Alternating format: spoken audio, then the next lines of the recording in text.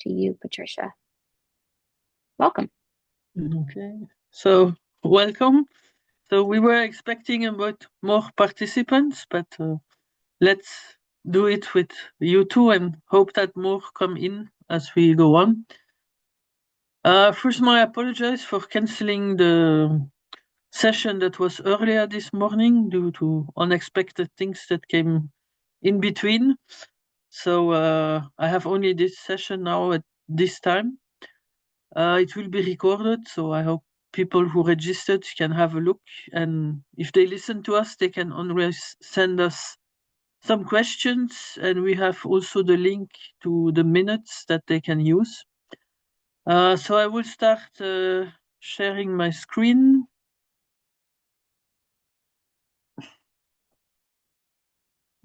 Okay. So you see it, okay? Yes, that looks great. Okay, good. So I have here Ellie Saliba with me, who is the co-chair of this group, but as some of you know, also the deputy chair of the TEDWIC, and he will help taking the minutes. So as we are only three now, we can do a tour de table. So you can maybe each say a bit where you come from and what's your motivation to follow this webinar. So Charles, maybe? Hi, everyone. I met some of you yesterday or the day before, I don't remember.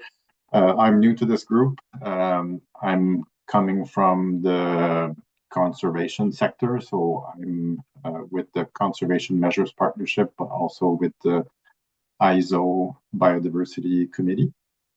So I'm just here to see if there's any opportunities to partner and align with those two other organizations. Okay. I don't have any money to offer, sorry. Okay. And Yuta? Hi there, I think you all know me. I'm Jutta Buschboom. I'm located close to Hamburg in northern Germany. I'm independent, independent scientist.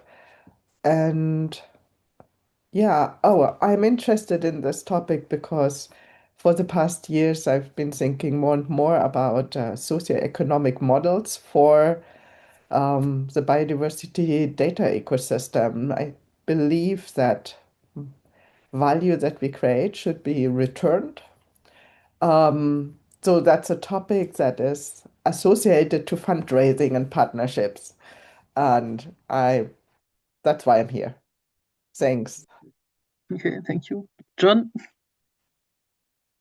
Hi, I'm John Wichvorek. I'm physically located in Patagonia, Argentina right now. I most of the time have been the convener of the Darwin Core Maintenance Group. I've given that up for this year to do some work on Darwin Core data package stuff. I'm here largely because of the comments that Jutta has made recently in various issues and issue trackers for Darwin Core standards that have sparked my interest on very thoughtful posts about the value that this community produces and how we can use it to sustain ourselves and to capture all of the knowledge that has been produced thus far before it gets lost for people moving on and things like that. Okay, thank you. Javier? Oh. How you comment? Javiera? Do you want to introduce yourself?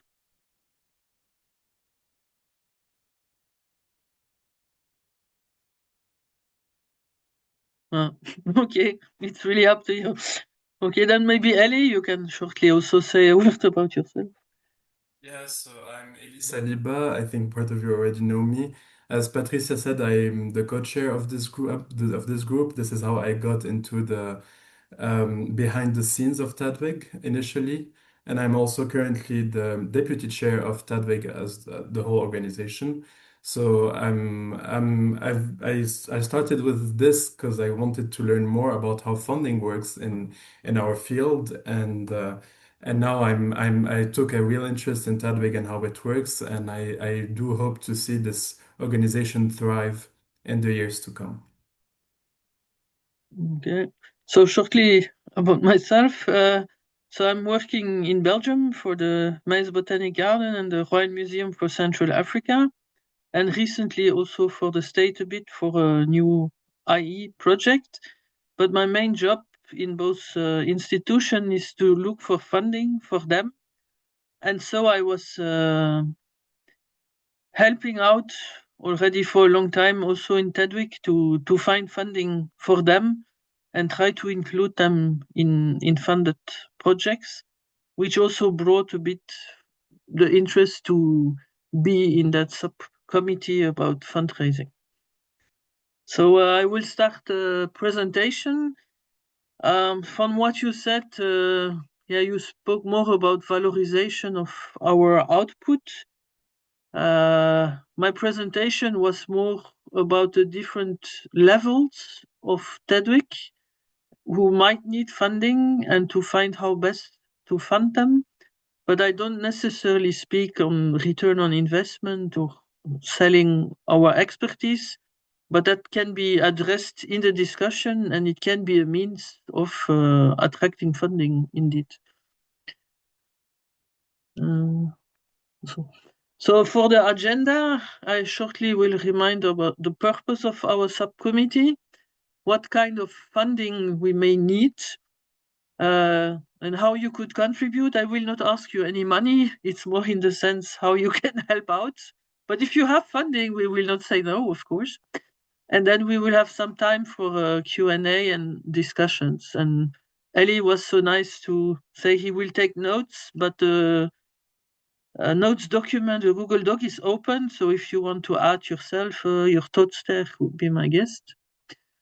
So the purpose of the subcommittee is on one hand fundraising, where in the charter it says that we have to help identifying funding needs, funding sources, and then help submit and implement competitive funding bids.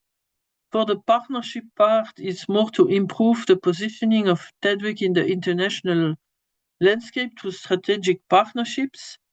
And although it says international, we also look into regional or national actors with whom we can partner. We don't restrict it only to really international big bodies. If there is a local partner who is really interesting for us, it can also fall into our scope. And in that link, you can find more information on the group and the charter. So if we look back of last year, we did a workshop that was more focused on partnerships, and we presented the MOU we did with the International Commission on Zoological Nomenclature. And from there, we continue to explore further MOU or collaboration we can do with other stakeholders and notably also with nomenclature commission from other taxa. And for 2026, we decided to focus then on the other part, the fundraising.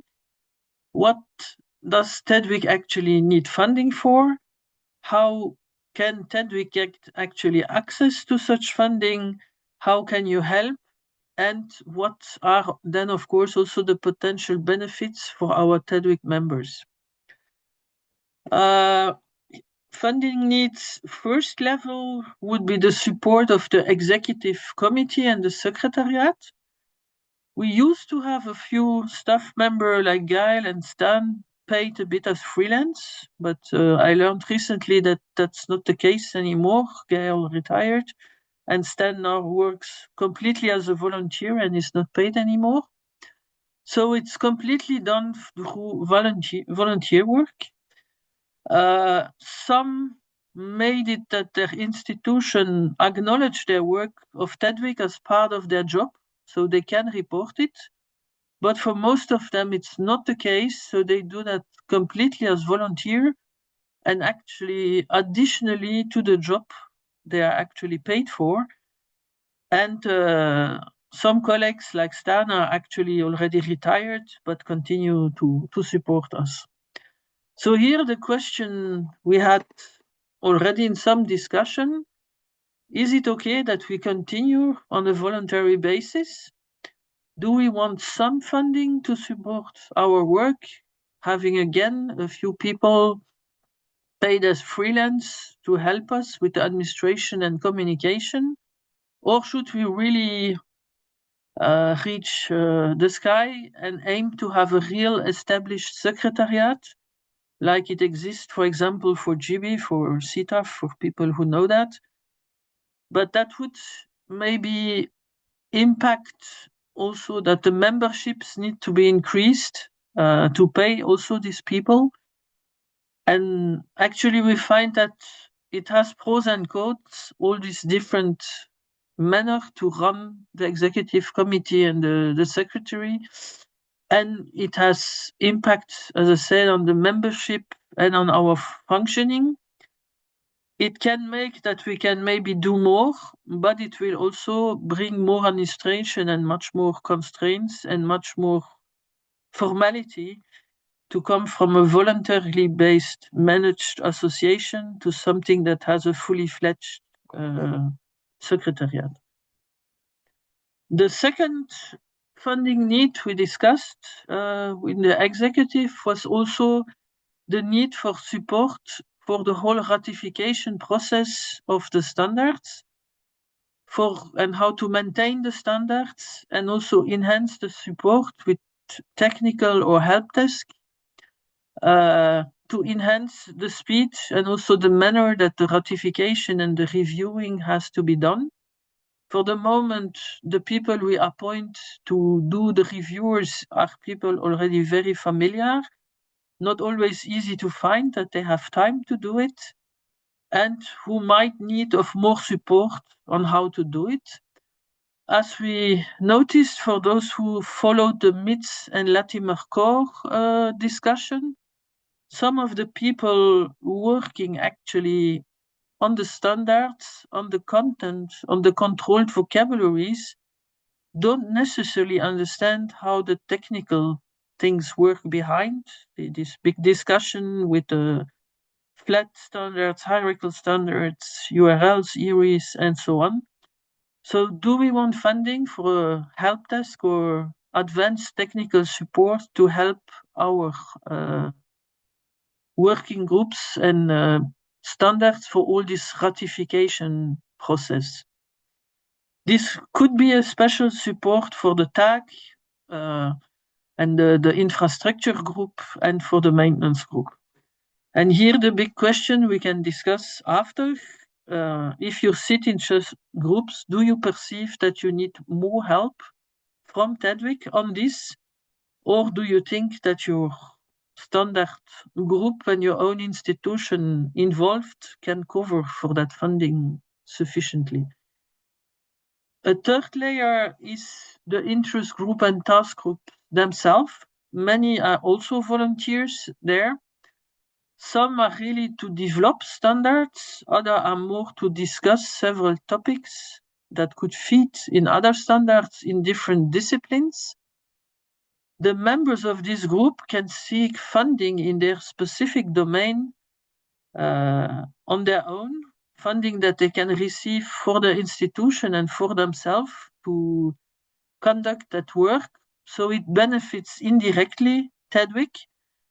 And what we, for example, recommend is when you submit a project somewhere to a funding body, you can put work on the standards that can benefit TEDWIC in your project. You then get the funding, but it helps TEDWIC to progress.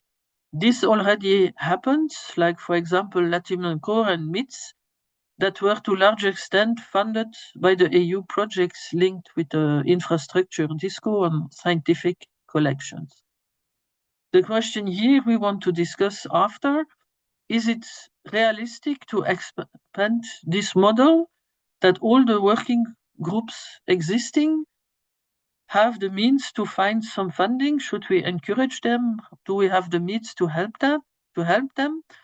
Or is this something more ad hoc and that is on balance and just the interest group who are more in line with the strategies of the funding bodies, who have people on board that apply, do so? But then it's a bit unfair towards other working groups that have maybe no funding because their topic is less sexy for the funding bodies. And then last but not least, there is also funding needed for the organization of the events. Surely our annual conference, for the conference itself, here it's mainly paid with what we get from the membership fee and from the registration from sponsors.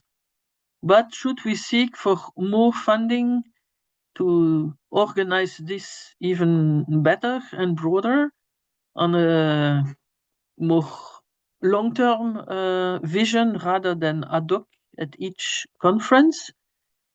Many of our participants contact us that they need grants to participate. Some even have issues paying the remote participation and don't understand that this is not for free and that this needs support and money as well. And also some are of need of more events like organization of trainings, face-to-face or even remote, which also need time and funding and training providers. Organization of workshops. There is limited fund existing, I think €5,000 per request in the TEDWIC community funding that the interest group and task groups can apply each year. Maximum 3 grants per year for the moment, depending on the funding we have, first come, first serve.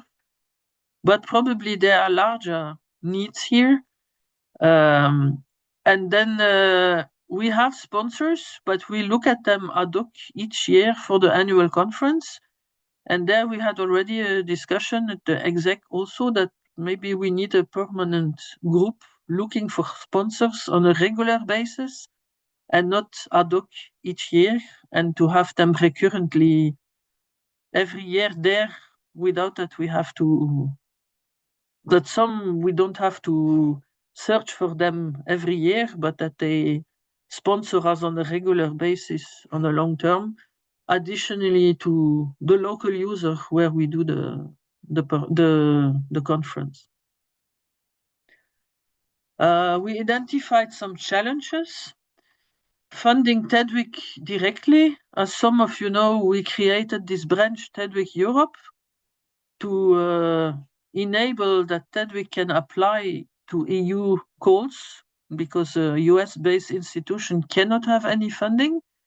And sadly, we had to give up on it because it was simply not possible to handle all the administrative workload, and we couldn't manage to hire staff directly within TEDWIC. We had to delegate it to other partners, and we could only in the end have travel money and no staff funds anymore. And after some struggling, we decided to give up. So this can also be a reflection of needing a more staffed secretariat with people who could handle something like that. Then is the second caveat is the eligibility. Because we are based in the US, we are not eligible for all funding, although we are an international body. So for example, as explained, for EU projects, as US-based institution, we can only be an associated partner without funding. We can try to negotiate that the EU partners put a bit of money aside for us to come to the meetings, but we cannot get anything directly. So that's a bit what's happening. And because Ellie was based in Europe also at Paris before, and me in Belgium, we were more biased towards EU funding and have a less good knowledge of funding that happens in other continents. And that's why I always would prefer to have more people on board, also from the regional representatives, so that we can identify funding sources worldwide and not biased to where we come from or what we know best. So the suggestion is, for the moment, we are only 2 members, Ellie and me, the chair and co-chair in the subcommittee, and we would like to have much more partners in there. We already asked the regional representatives to either come themselves to our meetings or at least appoint some colleagues that can help. What we managed to change is that at every executive meeting now, every 2 weeks, we ask every regional representative to do a summary of what's happening in the region and also to identify collaboration and funding sources. But we still see when we look at the minutes that not everyone's doing it. And there are just a few, like from Asia or from Europe, that report, but the others, for the time being, unfortunately don't report of what's going on in their country. And then we can jointly look for funding in our respective region and countries. That is really our wishful thinking for the future. For the discussion, I have just repeated here the questions that were in red under each point so that we have them here and I don't need to go back to the slides. So I would really like that we can discuss the pros and the cons of the different solutions and questions. You can also bring new ideas, of course, by no means limited to this. Discuss a bit the feasibility on how we can actually make it happen. So to repeat, do we need a permanent secretariat with paid staff? Do we need a permanent finance support for the standards ratification, which could actually be part of such a secretariat? Can the interest group and task group, with the help of the subcommittee, look for specific funding in their own domain? We need regional balanced additional support for participation in the annual meeting. Do we need more support for trainings, workshops, and help desk? And do we need a permanent sponsor-seeking team or task force rather than ad hoc for each annual conference? So yes, that's it. So I leave this slide on so that you have it in mind and we can start the discussion point. I have made this meeting for 1.5 hours, so we still have time to discuss, but we don't need to stay here until the end as we are not many, if we have made the tour of what we wanted to say. So the floor is yours.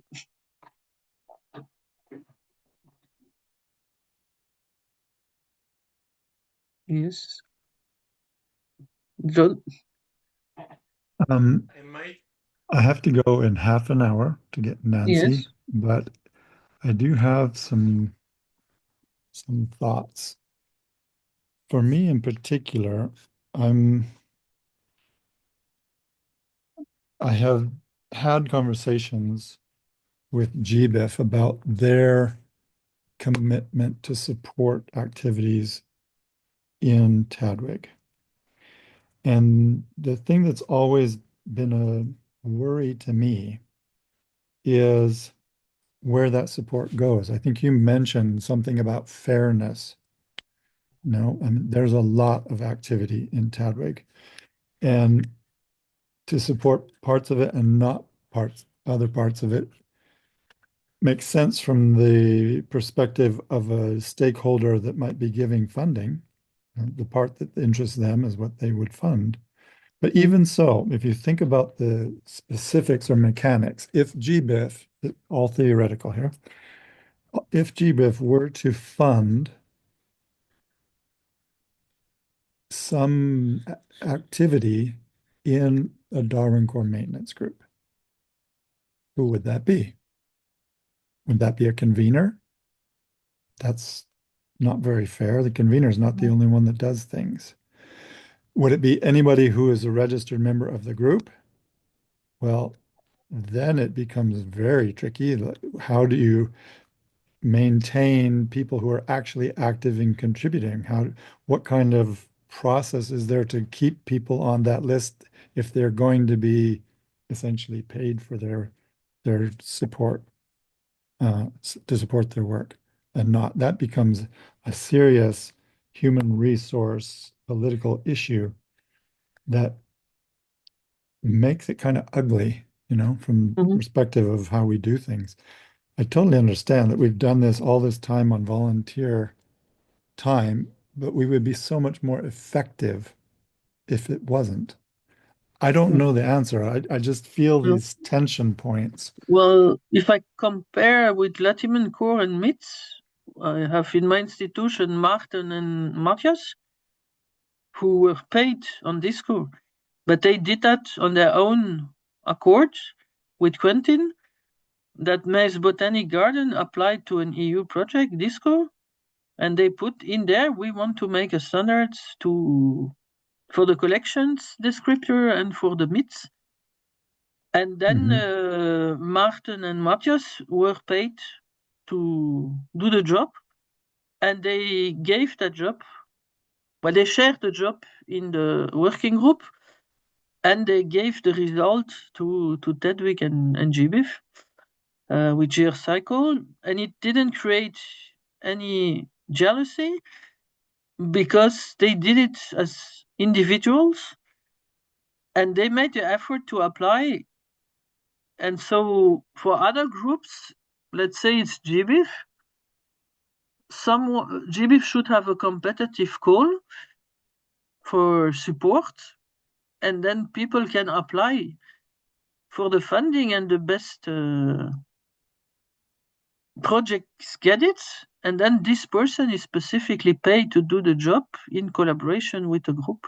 And then it doesn't create any jealousy or for us to choose as convener who should get it. Of course, indirectly, you can help someone submit the project more than another, but that would keep it a bit fairer. Right. So that's thinking of it from a perspective of tasks. And as essentially what GBIF has done with Darwin Core Data Package, exactly that. But there are other aspects that you've brought up about Tadwig and its persistence that are not tasks. There's all of the maintenance groups where their remit is to support the evolution and currency of those standards. And then around that, just to keep keep things working, there's infrastructure. GBIF has kindly sort of taken care of that for us. And then there's all of the secretariat and all of the people on that secretariat whose job is, I've never been in that group, but I understand all the effort that goes into it and how much of that is dedicated to the annual meetings, plus the publications, all that stuff. It's like, so there are different levels, and I think you mentioned there's different levels or different sections of what we do that probably have different needs and probably would benefit from different funding models. And maybe the task group kind of thing is the one of least worry because it's somebody with a vested interest that makes it happen with resources, whether that be people who are already paid to do something in the job that they already have, which is what I did all the time I was with VertNet and its predecessors. I had funding for me, and I used that to do stuff in Tadwig.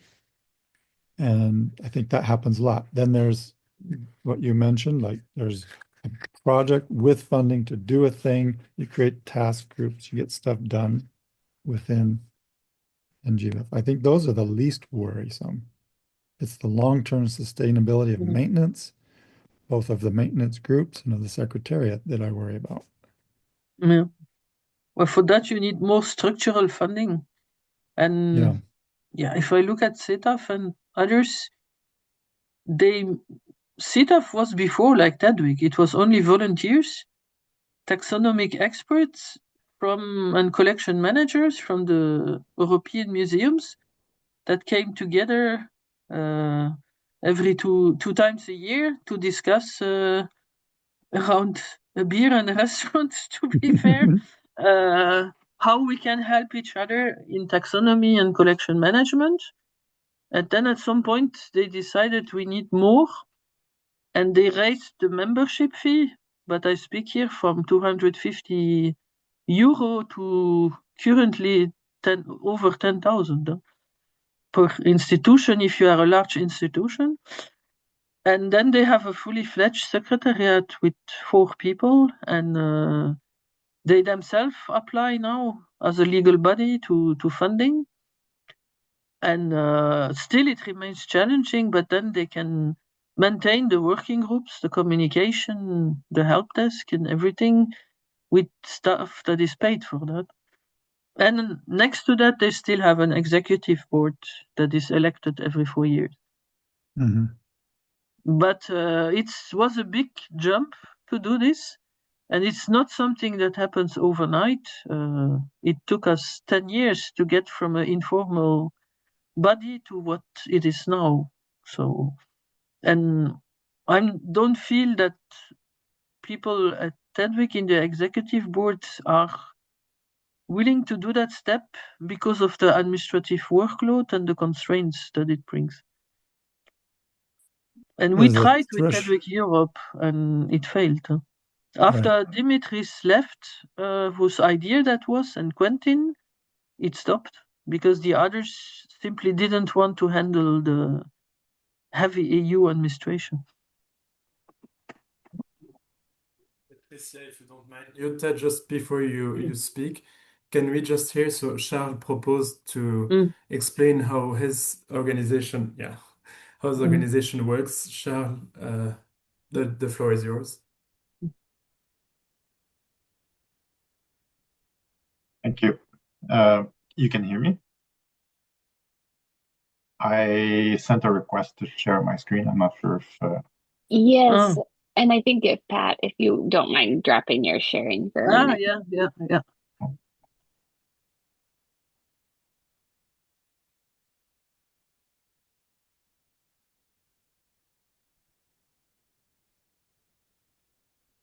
You can hear me? You can see my screen?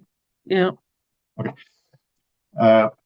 I'll try to go quickly so as not to take too much time, and please stop me if anything I say is of interest, but I think it's just food for thought, like see what another partnership looks like. And I think it's a good example in terms of very low complexity and very low administrative burden partnership. So should I give a brief introduction to the Conservation Measures Partnership? Are you familiar with? Okay. So it's a collective of organizations that are dedicated to improving their adaptive management practices, basically. So conservation organizations, governments, NGOs, and donors. So that's the short version. Okay. So the Conservation Measures Partnership does not exist legally. So it's a partnership. It is receiving money, but it's not a legal entity. The legal, host is the coordinator of the group, which is Foundations of Success, an NGO located in the US.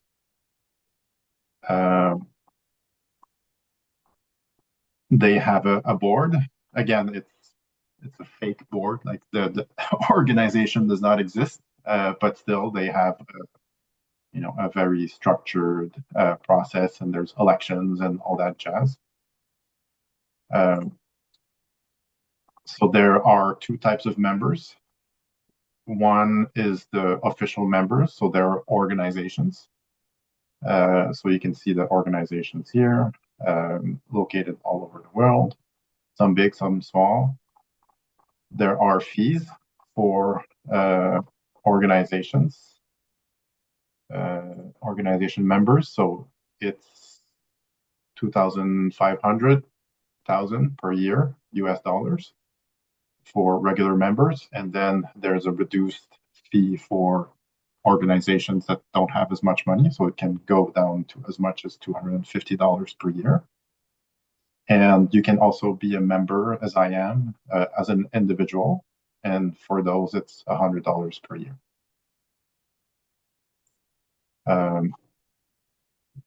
There is, so all of the organization is structured in this 9-page charter. That's it. Which sets up, the election and the fees and all that jazz, and the role of the coordinator. So the coordinator is a larger organization. They probably have like, I don't know, 50 up to 50, up more than 50 staff, but there's only one or two staff inside the coordinator organization that are doing the CMP coordination work part-time. So that's just like organizing meetings and stuff like this. So that's what the budget looks like. So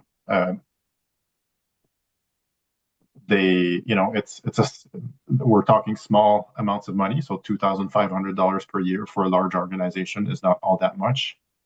But you can see that, over the years, if you spend less in some years and more in other years, they're sitting on $350,000, which allows them for, freedom and strategic decision on how and when and where to spend some money.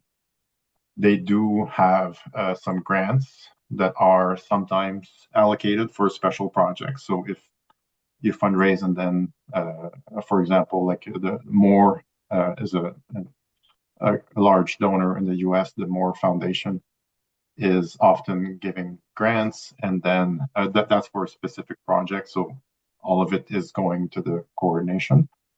But other than that, it's really the membership fees that are, rolling in constantly. And for those, sometimes part of this is to fund specific projects. So the board looks at the strategic plan and decides, okay, like this area of our work is not progressing fast enough with just volunteer work. So we need to put some more funding into that area. And then they send a request for a proposal, and then they, have this area unblocked by having some funds. And they also provide support for members that don't have the necessary funding to attend their in-person meeting, which is twice per year. So I'll stop there, but please ask questions if you want. So you are not as such a legal body, and you depend from another host who is the legal body who handles the money.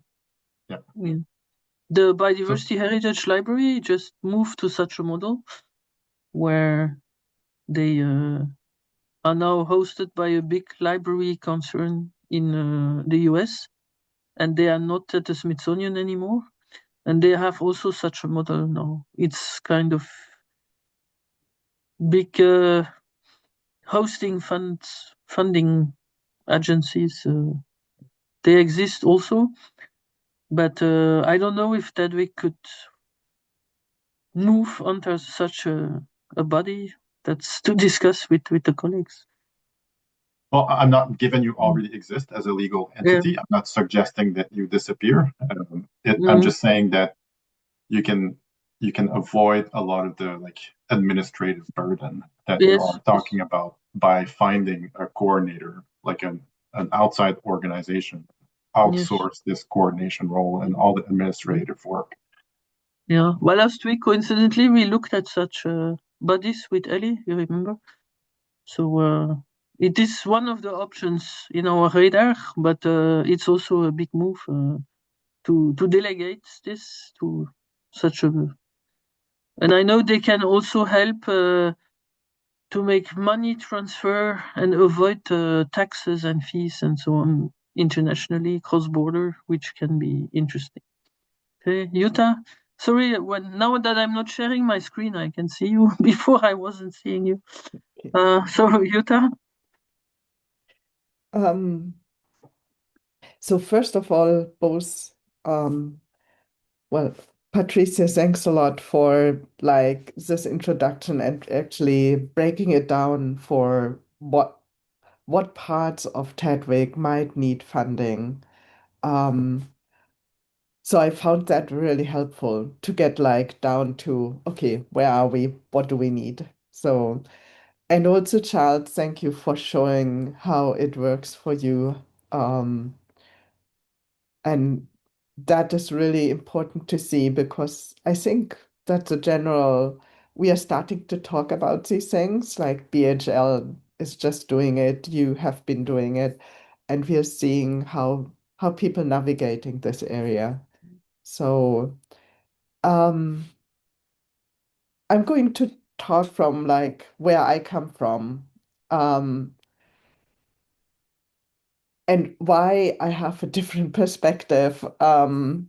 So I come from biodiversity crisis and in turn from the Kunming global biodiversity framework and its monitoring. I think as humans, we need monitoring to keep ourselves in within some boundary. Um, and global monitoring is just humongously big, and we need it rather quick. So we really need to scale up. Um, and I think that's maybe one difference. I'm not thinking about the research sector only. The research sector for me is a very tiny part of it all. But I'm really thinking about application to monitoring, which is we need it very quick. It's huge, and we need tons of people, and we need much better standards and infrastructure resources. Um, so, I'm kind of thinking a bit in a different dimension, I have the feeling. So, um, I'm also coming from my background is that I have been independent for the past 5 years, and I need an income. It's there's no help for me um, to have like support to travel to a well, it is a really good help, but I really need to have an income to be continuing. And currently, I'm also at a position where I'm rather advanced in my career, means I'm older. I have all the experiences that I know what I'm talking about, and I can deal with complexity, but I'm also really expensive. And I also need to have something that carries me through the next 10 years until official German retirement. Um, so there are considerations. So like when I know what I'm worth, my income, and that is going to kind of like explode, kind of like the funding we have been talking about. So um so this is why my approach is, so how do we have an opportunity to completely shift the system and think about it completely differently so that we get funding that is not in the tens or hundred thousands, but that is in the millions per year. Um, and how can we reach that?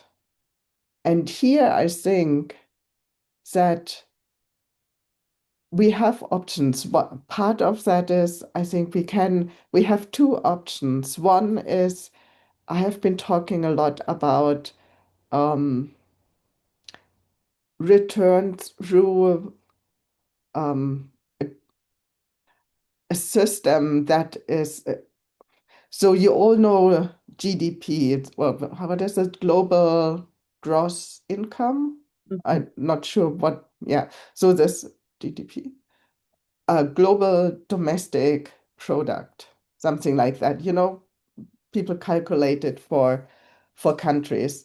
And so there's a lot going on that this indicator is going to be developed and adapted. Um, and there is a so biodiversity indicators can go in there, and so this kind of a governmental rent or tax system that could feed back to us. So that is one area where I think where we could mobilize actually millions. The other one is that there are a lot of really rich people and businesses in the world, and we should really consider to approach large investors. And there's this whole sector of um, investing for the public Mhm. good. Um, Mhm. and so that we kind of start to think in that way. It That could be a There job are for the problems sponsor. with Mm. Mm. yes, I mean, you need exactly this is kind Mm. of like where we kind of meet is because Mhm. we would need to have people who are experienced to approach these kind of Mhm. people, who know how that works and who also build the relationships. Because I don't think you do that by saying, "Hi, I'm new. Please give me your 100 millions that I need for the Mhm. next 10 years." But you have to build these kind of relationships to your sponsors, in the widest Mhm. things, to your partners. So yes, and I see the big problem about acting as a small association in an international context, and how to do that. And I think these hosts are very interesting, the financial hosts. Mm. I also talked to my tax consultant who is doing international taxes, and he said, well, maybe think about a foundation or maybe Well, I don't know, maybe we could think maybe about a you read it in cooperative. the So, press.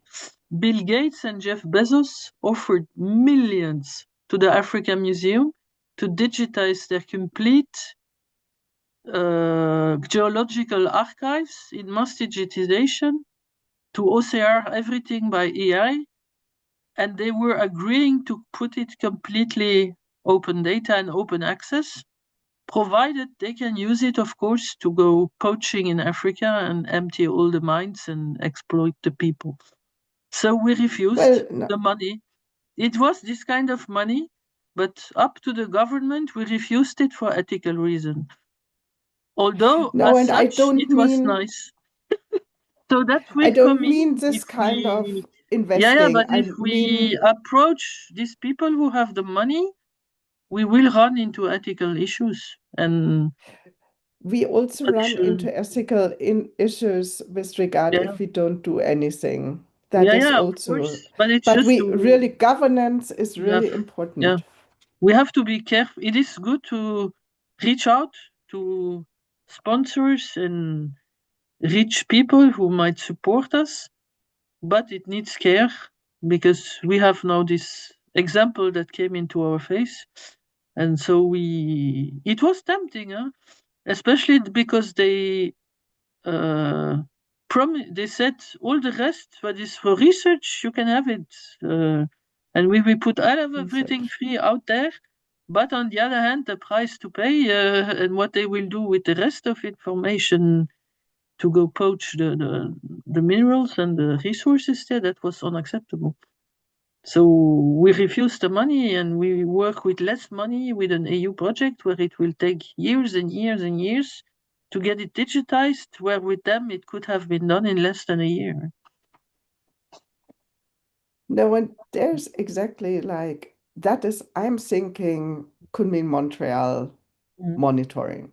That is what we are applying money for. We Mm. are not applying for research. We are really applying for global conservation. And we are one of the building blocks who are helping that. And that means global biodiversity conservation means data governance, restricted access to information that is critical, and so on. So that needs to be part of our selling point. But I'm going to give it on to Ellie Ellie. has to think. Yeah, there is a model that I've been taking an interest in. So first, before I go into this, I would like to say that what Javiera put into the chat, the part about the fact that it was expected until now that people in academia would do a lot of this work as part of their job in academia. This is indeed a changing trend, and it's not really what is happening right now, especially with people of basically my generation. If you are not in a very lucky position to have this is also what Patricia was talking about earlier about basically having some people that the context of their work lets them do stuff for Tadwig or for other systems like this. It's almost impossible right now to have this model. It's not going to be sustainable in the future. So I've been looking to another model, the model that funds the International Commission on Zoological Nomenclature, which is basically they have what is basically a trust fund. They used to have a trust fund in London that have been running for almost 100 years. No, not 150.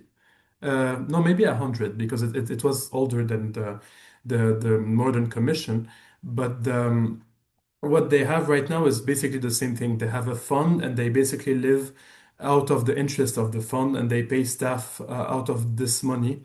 So the advantage that you have there is that you have a system that is more permanent and sustainable than what you have. And you do have, in that context, you do have an institution that takes care of the administrative stuff. So in the case of the commission, that would be the Singapore University, the National University of Singapore, that does this. And so maybe having this kind of approach may be a solution because that would give us a little bit more independence. Knowing that Tadwig has this particular situation, is in Tadwig we do have the issue that we are both this standard organization, but we also do the once a year conference. The once a year conference also comes with its own funding challenges because some conferences do make money, but other conferences lose money.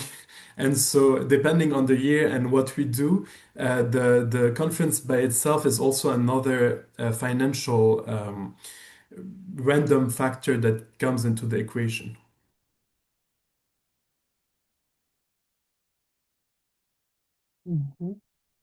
Charles, you had a hand up too? Or Well, as I put in the chat, it will be switching topics. So I'm going to wait that the fundraising topic is done. don't know if somebody has more remarks on also what Ellie suggested. So the trust fund, how do you get the money? Is it with donations or? Yeah, in the case of the commission, it was a pretty much a good tour de force by one of the former commissioners, who basically got a rich donator from Singapore who accepted to give a good chunk of money, and then the National University of Singapore said if he gives $1, we'll give $1.50, and so that ended up forming the base of the fund. And so if the commission gets a little bit more money from other income sources, it will go into this fund. So basically the capital is never really touched. And that does work quite well, honestly. Okay. I see John has to leave, so thank you for having been with us, and we can continue the discussion with GBIF and so on you raised. We can make a point, I think Ellie agrees, to the executive maybe to discuss this in future. Yeah, definitely. Yeah. And invite Tim to such a meeting. I mean, he can speak Yes. almost directly, Tim Robertson. Okay. Yeah. See what they're thinking. Okay. Yeah. Thank you. Thank you. Okay, so Yuta? For me, what I found interesting is while we were talking and how you following up on your presentation, Patricia, is the relationship between TEDWIG and institutions. And I think earlier times the system might have worked because institution had permanent positions and had enough staff to actually have staff who were working more or less full time on things related to TEDWIG. But currently, institutions don't seem to be able to actually provide these kind of services anymore. So if we could manage for institutions to be much better situated, then that kind of like would trickle down to TEDWIG too, and we wouldn't need to think about TEDWIG handling money and having an administrative body and a lawyer and all this kind of things. Um, so so it's, yeah, so institutions for me are part of the equation. Yeah. Unfortunately, there is more and more that there are no more permanent position. They move to contracts, mandates, missions, or even now like consultancy sometimes. Or in Belgium, they invented a very nice term of flexi jobs, where you can have several jobs in several institutions and cumulate and so on. And they really make it very short-term jobs, or where it's not anymore long-term perspective that you make your whole career in one job. That has more and more disappeared. And worse, now when we ask our salary level in EU project, it is refused, that we are too expensive. And they artificially, if they accept the project, they force us to reduce the average staff funds to a level that it's lower than our actual salary or personal costs. And they say you have to deal with it, and the institution has to pay the rest in kind. So we can't even have access easily to EU funding for people like Quentin and me. It becomes very difficult. And they also say if people like us are paid on external funding EU projects, we have to justify why you need people of our experience to do this job, and if it could not be done by a junior. And if they estimate that we have a too high level to do the job, we don't get the project.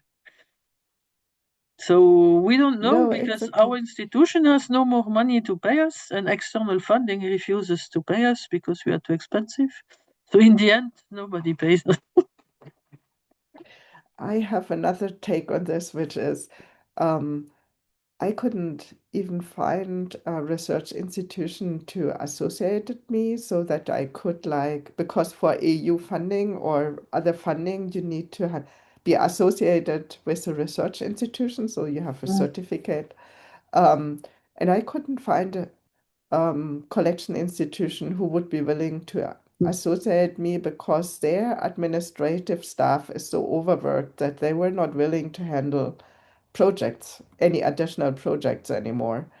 Even if you would come with tons of money, I mean, that's Yes. basically worse than if you only had 5,000 euros. Yeah. So this is another aspect that their administrative staff seems also to be Yeah. at the limit. So, That's which is happening a lot. kind of why I'm thinking we need to find a new approach.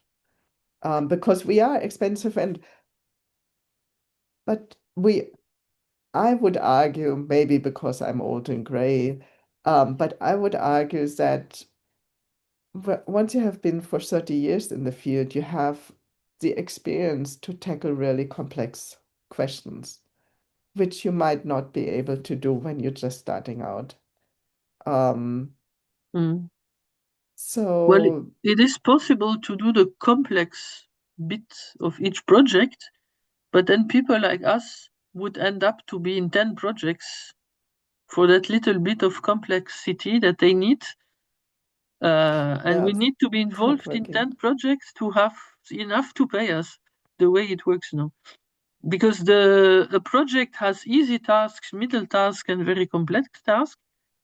And if they want us only for the very complex, we are not allowed to do the others. They want us to take a junior for those. And then imagine how many projects we need to be in to be paid full time. My experience with Latimer Core is that this is not how it works, because like even simple tasks can become complex, or a part of complex tasks. So you need to have people. You need to have people who have experience, and you need to have people who just enter the scene and come with a new perspective. And that is what is important. And convincing So, the reviewers, which is also a thing. Patricia, if you don't Yeah. mind, just so we Yeah. have the time to cover other Yeah. subjects. Yeah. Charles, you wanted to talk about ISO? Yes. ISO?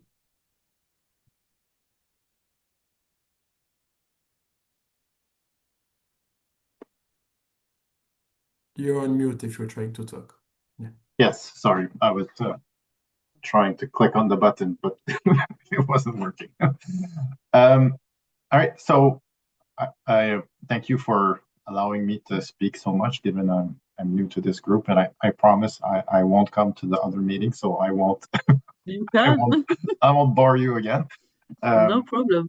You're welcome to Just any meeting you want to come. so, were you aware that there's an ISO committee on biodiversity that was created in 2020? Well, more or less, we did follow I followed the ISO standards for, was it biomonitoring of water with eDNA, and we had contact between ISO and Tedwick at that level. Oh. So just want to make sure that it's on your radar as a potential partner. You can decide when, if, and how you might establish a partnership. So, and I'm here to give you a bit of an insider perspective if you have questions about how ISO works, so that you can better, decide when, how, and if you want to partner. But yeah, of course, so ISO is the main standardization organization in the world. It's been around since the 1930s. It works on different timelines, very long and very slow. So it might be it's different than, I guess, your working groups, which are, a bit more intense in terms of work and a bit more fast paced, even though it's not as fast as you would like it to be. But so ISO is good for a permanent repository for your standards. So if ever you have like a standard that you have produced and you want to make sure that it's going to last for the next 50 or 100 years, I would encourage you to push it through the ISO machine so that it's safe, right? Yeah. Well, we discussed it because Tadwick has a eDNA standard, and when that project was running with the EU, with the SEN ISO, they set up a group for ISO for biomonitoring with eDNA, and we started working together. But then, for example, I couldn't go to the ISO commissions discussing on it because you need to pay a quite expensive membership fee, and you need to pay for every meeting of the ISO you want to go in, and my institution wouldn't pay that. And at the end, the standard is not open for everyone to use. People have to pay to use the standards, and that's against Tedwick regulations, where it's only open standards that are free to use for everyone. So closed standards where people have to pay to use them, or where you need an accreditation that is very expensive to implement the standard in your lab, it's not for our audience, because we would exclude people from developing countries. And with a colleague from Finland, he created a parallel group that would do a standard that resembles the ISO, but just doesn't have the label, so that people from developing country can also apply it, because they had not the first money to be accredited and follow the recommendation of the ISO standard. And we discussed it quite extensively at TEDWIC level, that we agree to collaborate with ISO and share our knowledge and also look at what they are doing, but we ourselves cannot make our standards ISO because it's too expensive and it would exclude too much of our users. So that was the conclusion, but it's not a closed discussion. It can still be reopened and discussed. Also, for these collection management standards, several institutions suggested to have an ISO standard for collection management in the Natural History Institution.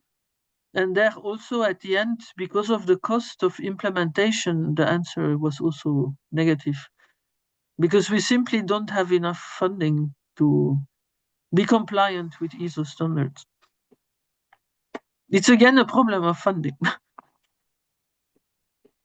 Okay, so there's a number of things in what you said, some of which I agree with, some of which I don't. So I'll try to remember everything you said, but if I forgot stuff, please remind me. First, yes, there's you need to pay to get the ISO documents. Okay, it's about like 200-300 euros, so it's not hugely expensive. I think even like relatively poor organization in developing countries can. But just to tell you, for these standards on eDNA on water quality, yes, it's 300-200 euro per commission, and these people showed us 20 commissions that we have to discuss with if we want to bring our standards. So we had to pay 20 times 300 euro, because they wanted us to negotiate with all these different standards already existing to see if we are a new one or if we overlap, and to agree with them. And then at the end, it was not one time 200 or 300 euro, it was 10, 20 times 300 euro. And that was really too much. I'm not, sorry, I don't know the specific case, and I don't understand. I don't understand what happened there. But I'm saying, so for one ISO document, it's about 200-300 for an organization to purchase. Yes, it can be too much for some organizations to purchase, but ISO is a non-governmental organization, just like you are, and this is how they fund their operations. It's through those fees to get access. So, you know, everyone needs to get their money somewhere. That's how they chose to get their money. It has allowed them to persist for the last close to 100 years. So it's one model. It's maybe not the best for your perspective, but so that's it for the. But in terms of participation, I think it's free, and if you want to establish a liaison, you can apply, and through the liaison, you can have access to. Maybe in Canada it's free, but in Belgium we have to pay as an institution some €1,000 to be allowed to go to the meetings, to the Belgian. Okay, well, maybe that's Belgium specific, but for the rest of the world, it's free. Okay. Because if we wouldn't pay this annual fee, I was not allowed to go to the meetings. I was just to one invited as an external, but it was only another institution that was paying the annual fee who was allowed to go to the meeting. Okay, so you see all here organizations that are that have established official liaisons with the ISO working group or committee. So I just suggest that you add this to your portfolio of strategic partnerships and options. And please get in touch with me to verify the information that you've been told about, because it seems like there's some. Maybe in Canada it's different than what they do in Europe. I don't know. Yeah. So that's if I might jump in. I really like this table you're showing because it shows, please keep it, Charles. The table that you are showing, the organizations that liaison with your standard or standard development, they're very broad and they're mostly in the applied sector, and I find that really great. I mean, there's the Forest Stewardship Council. I can't talk anymore. So there's everything from the FSC to railways to the UN. So these are people who know why they want to have the standard. That is, I find that's a bit different scale to the use cases that we have, kind of. We think in tiny little use cases, but these institutions, I mean, they are huge initiatives and they will think about a cloud of use cases. So they support your standard because they know overall it will provide an output that they can use. Am I making sense? Yes. So it's organizations or sponsors who have an interest in this because it fits into their portfolio. Yes, every organization that has joined as a liaison has their own reasons for joining. So it's up to you to decide if you have reasons to join and what those reasons might be. They're all different. And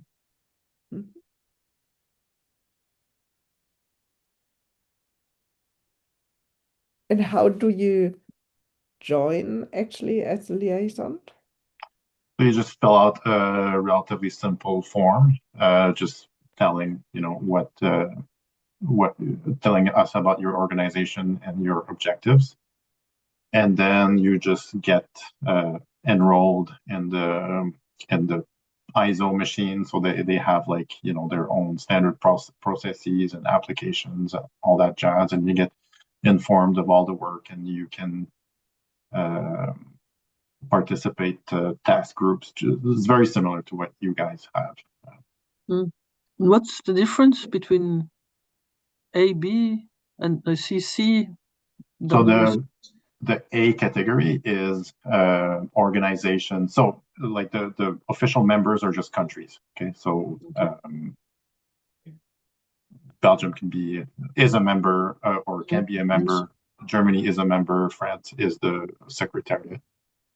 But you can have outside organizations like these that are called liaison. Category A is non-acting, so you're not participating to meetings. You're not commenting on. Sorry, Class A is you are invited to meetings, you participate to the development of standards, and B, you're just basically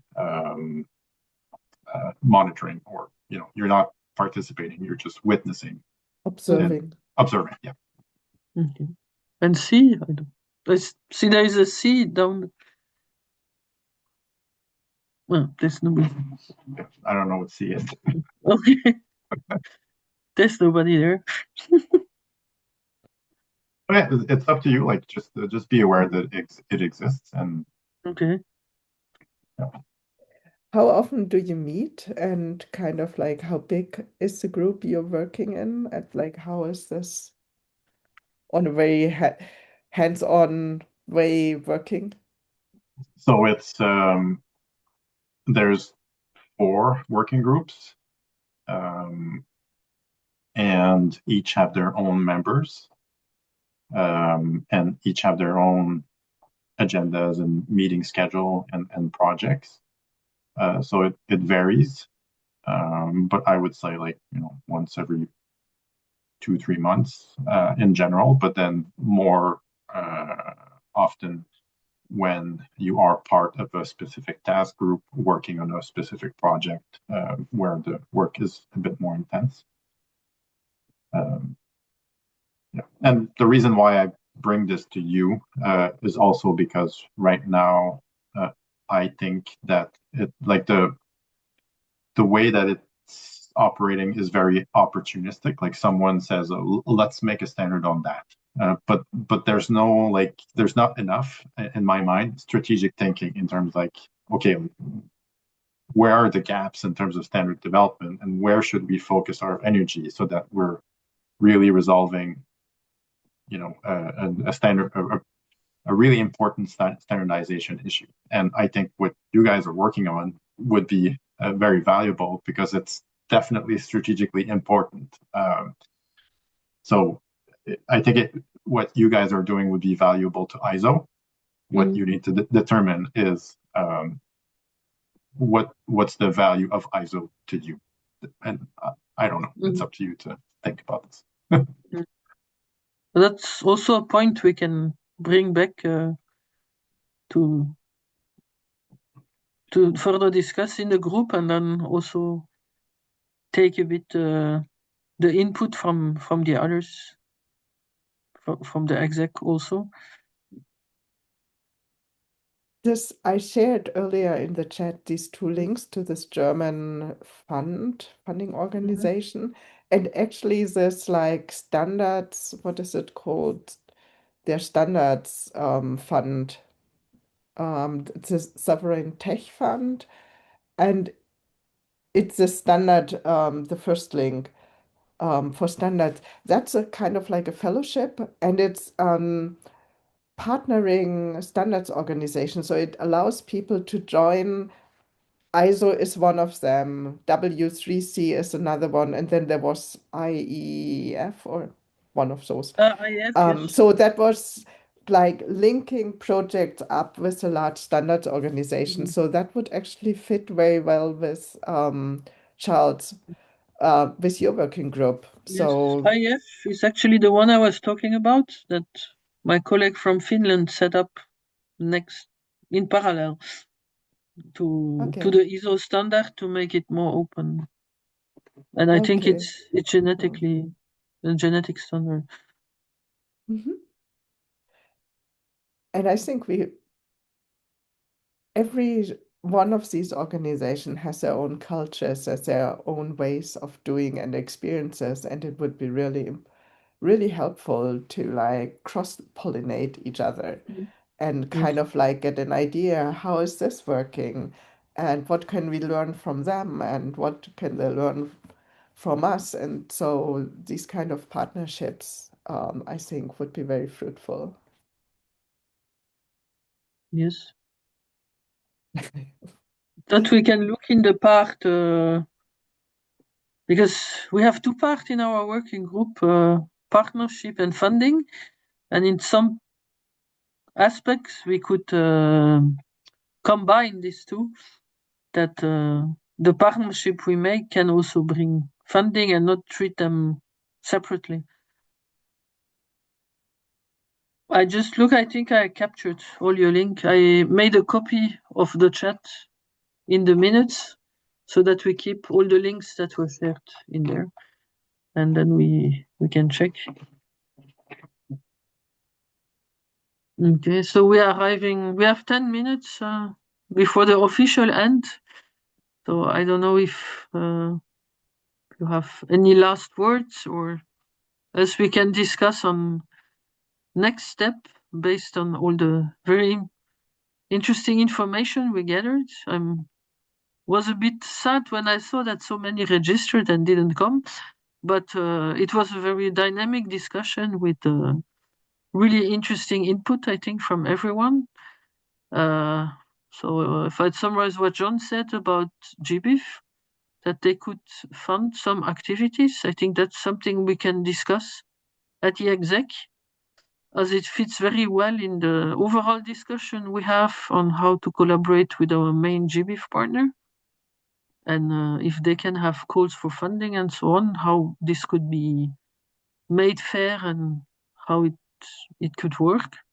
So that's an extra point. And then certainly, Charles, your organization model with this hosting possibilities and these others we looked and what BHL did, if that could be an option for Tedwick to also be under such a body to help, and then also revisit the ISO, and then also the vision of Utah and the links to this other standardization body and how to think big. We had a colleague in GBIF, I forgot his name, who was always saying we have to think big. I retired long ago. It when I started in 2002. And I always remember when he said we have to think big. And you have the same saying as him, and we should target to have as many money as these people who want to go to Mars, and then we can work. I mean, this is the example I always use is the Webb, James Webb Space Telescope. I mean, Yeah. they're monitoring the universe. We just need to only monitor our own planet. So Yeah. yes, turn it around. Exactly. Yes. So Yes. yeah, Mhm. I found this a very information-rich and insightful meeting. Yeah. And I thought, like, Patricia, you and Ellie, with your presentation, you really brought the big down to, okay, what do we have on the ground? Where do we need money for? What could be like, what do we need to tackle? I really Yeah. like that. Well, one of our priorities that come back is to be the most useful for our members and what they expect. And for that, we need to have the means to deliver.